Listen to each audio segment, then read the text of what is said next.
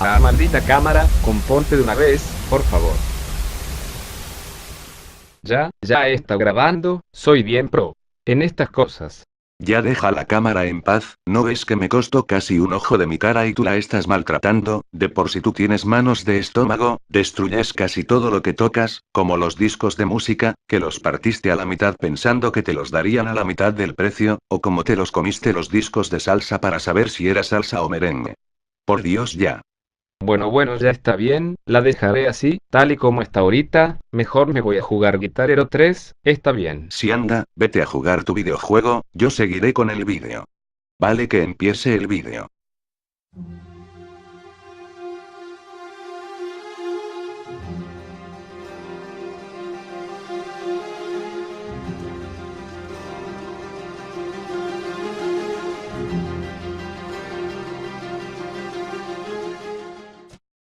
Advertencia.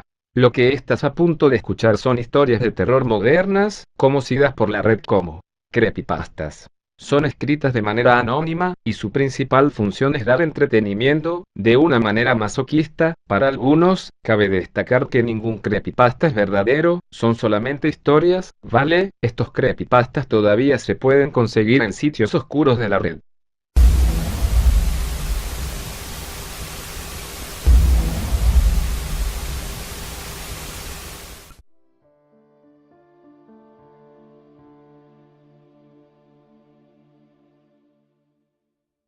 En la ciudad de Caracas, Venezuela, vivía hace un tiempo un joven periodista, el cual trabajaba haciendo reportajes para un periódico. El joven llamado Carlos, de 32 años, tenía una familia muy unida, una esposa y su única hija de 7 años de edad.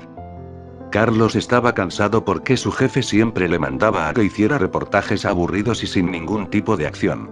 Un día su jefe lo llamó y le dijo que tenía que hacer un reportaje en la ciudad de Mérida sobre una agencia de turismo cultural. Carlos, al darse cuenta de que era otro de los reportajes aburridos que siempre le mandaban, le comentó a su jefe que existía un manicomio abandonado allá mismo en Mérida y que, según la gente, actualmente se estaba utilizando para almacenar drogas para luego venderlas, así que le dijo que si podía hacer un reportaje sobre eso en vez de hacerlo sobre la agencia de turismo. El jefe se quedó pensándolo un instante y accedió a que Carlos fuera a Mérida e hiciera el reportaje del manicomio. Esa tarde Carlos llegó a su casa, saludó a su mujer y a su hija y mientras almorzaban les comentó que tenía que ir a Mérida a hacer un reportaje, pero Carlos no les dijo que era sobre un manicomio porque sabía que no estarían de acuerdo, así que les dijo que era sobre una agencia de turismo y que volvería en menos de una semana.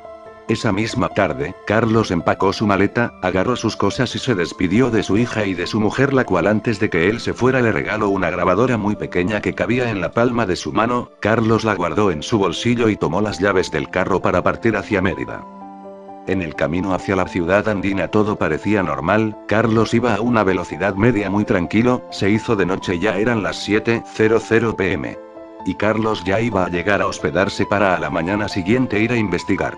Lamentablemente, antes de que Carlos llegara al hotel tenía que pasar por el manicomio ya que era la única vía para llegar hasta el lugar de hospedaje. Así ocurrió, mientras pasaba por el frente del manicomio su auto tuvo una falla y se apagó. Él vio que no había nadie a su alrededor porque era de noche, se percató de que no venía ningún carro y se bajó de su auto a ver qué sucedía. Él abrió la parte de adelante del automóvil donde se encuentra el motor y las otras máquinas del auto para revisar si había alguna falla. Al hacer esto, de la nada apreció un autobús que se dirigía frente a él a mucha velocidad. Carlos no encontraba qué hacer, así que decidió ir adentro del auto a tocar corneta. Así lo hizo, entró al auto e intentó tocar corneta pero el autobús no se detenía. Carlos hizo cambio de luces pero no había forma de que se detuviera. Lo único que Carlos pudo ver es que el autobús al parecer se conducía solo. Después de esto Carlos vio una luz blanca y despertó a la mañana siguiente tirado en la acera frente al manicomio. Se levantó y decidió tocar a ver si había alguien y de una vez poder investigar algo. Al tocar salió una doctora y lo invitó a pasar. Él accedió y entró a conversar con ella. Le preguntó si ella sabía algo sobre si en ese manicomio guardaban drogas y ella respondió que no. Seguido de esto Carlos le comentó que no tenía dónde pasar la noche y la doctora le dijo que podía quedarse allí ya que tenían un cuarto vacío. Como no tenía otra opción aceptó.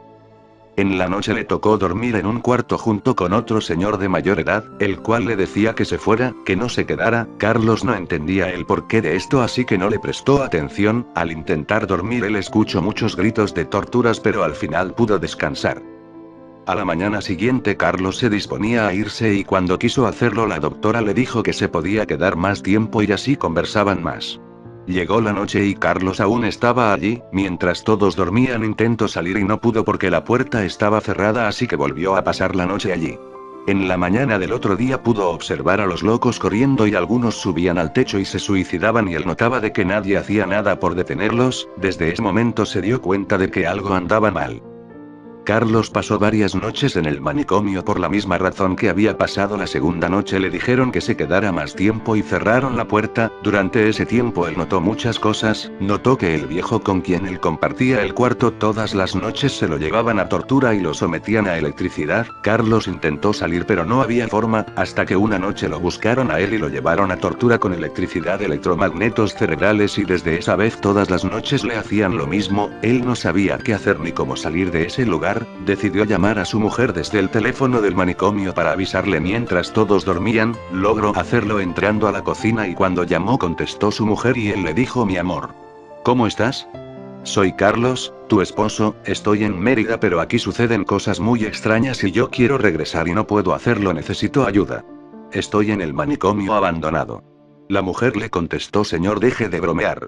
Mi esposo murió hace 2 semanas. Carlos se quedó mudo por un segundo y en ese momento llegó la doctora y él tuvo que trancar.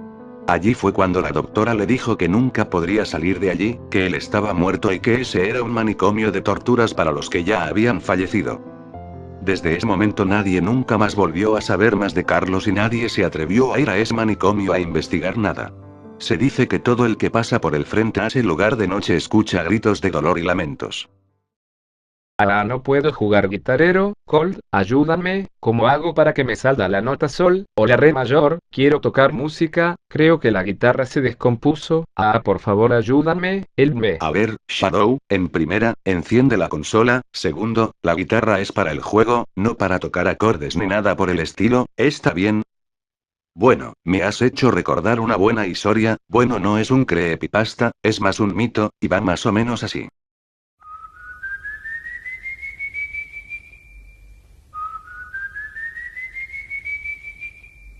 El Silbón es un personaje legendario de Venezuela y Colombia, especialmente de los llanos. Descrito como un alma en pena. La leyenda del Silbón habría surgido a mediados del siglo XIX. Se trata, según la leyenda, del fantasma de un joven que asesinó a sus padres, y por ello está condenado a vagar como un alma en pena eternamente con un saco lleno de los huesos de sus progenitores. Tiene un silbido característico que se asemeja a las notas musicales do, re, mi, fa, sol, la, si, en ese mismo orden subiendo el tono hasta fa y luego bajando hasta la nota si. Se dice que cuando su silbido se escucha muy cerca no hay peligro, ya que el silbón está lejos, pero si se escucha lejos es porque está muy cerca. También se dice que escuchar su silbido es presagio de la propia muerte. Puede estar en cualquier sitio en cualquier hora. La leyenda dice así. Cuenta la leyenda que el silbón recorre la región llanera con un silbido que estremece al ser escuchado. Confunde, pues cuando se escucha cerca es porque está lejos, y viceversa. La señal confirmatoria de que el espíritu ronda el vecindario es un característico ruido de huesos que chocan unos con otros. Se cree que los lleva en un saco, al hombro. Unos piensan que son los huesos de sus víctimas más recientes. Otros, que pertenecen a su propio padre. Para cuando se alcanza a oír el crack crack, sin embargo, tal vez es demasiado tarde. Cuentan que hubo una vez un joven que descubrió que algo extraño estaba pasando entre su padre y su esposa. Unos dicen que el viejo le pegó a la joven. Otros sostienen que la violó. Lo hice porque es una regalada, fue la explicación que el viejo dio a su hijo. La leyenda sigue con que el joven estalló en furia, y se enfrascó en una pelea a muerte con su padre. De los dos, el padre llevó la peor parte. El joven le asestó un fuerte golpe en la cabeza con un palo, que lo tumbó en el suelo, donde el hijo se le abalanzó y lo ahorcó. El abuelo del joven, que escuchó de la pelea, fue en busca de la víctima, a todos los efectos, su hijo. El abuelo juró castigar al joven, su propia carne y sangre, por el horrendo crimen que había cometido. Contra su propia carne y sangre. Poco tardó en encontrarlo. Entonces lo amarró y le propinó una andanada de latigazos con un mandador de pescuezo, típico del llano. Eso no se le hace a su padre. Maldito eres, pato a la vida, le decía. Para completar la sanción, le frotó ají picante en las heridas y echó al perro de nombre Tureco para que lo persiguiera. Hasta el fin de los tiempos le muerde los talones. Versión 1 del Silbón. Hay otra versión sobre los orígenes del Silbón, pero no es más amable. El Silbón era un joven consentido, a quien un día se le antojó comer asadura de venado, el hígado, el corazón y el bofe del animal. Para complacerlo, su padre fue de cacería.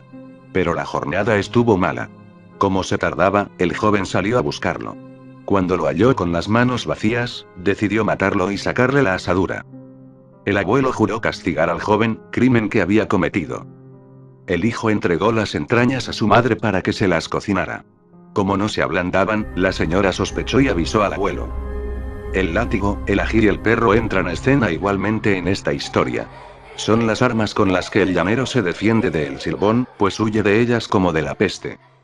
Se cree que le succiona el ombligo a los borrachos. Y que para con los mujeriegos, no tiene piedad, que cuando tropieza con uno, lo vuelve pedacitos y le saca los huesos.